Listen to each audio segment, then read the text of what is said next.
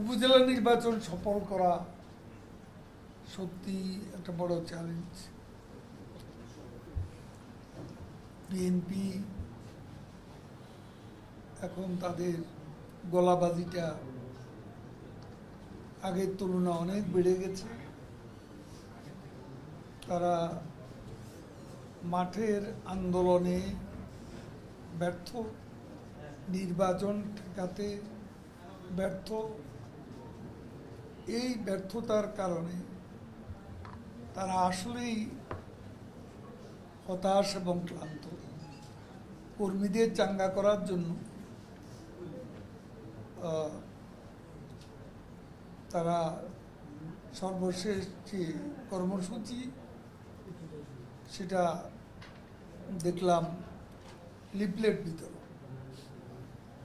তাদের আন্দোলন এ পর্যন্ত এসে ঠেকেছে।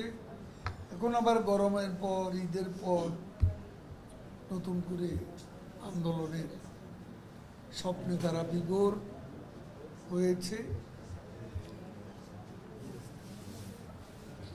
তারা ভেবেছিল যে জাতীয় নির্বাচনের পর দেশে একটা দুর্ভিক্ষ হবে, অনেক প্রাণহানি ঘটবে। তাদের সেই স্বপ্ন কর্পূরের মতো উবে গেছে। উপস্থিতির হারটা আরো কমে যাবে ভেবেছিলাম, কিন্তু বাস্তবে তা হয়।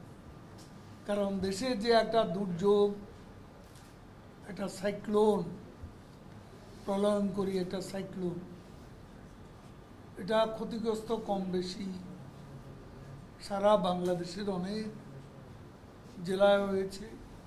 অনেক জায়গায় ঘরবাড়ি পড়ে গেছে, রাস্তাঘাট নষ্ট হয়ে গেছে, এবং নিজেদের জমি জমায়ও অনেকের কিছু কিছু ফসলের ক্ষতি হয়েছে, যদিও ধান কাটার ব্যাপারটা আগেই সম্পন্ন হয়েছে।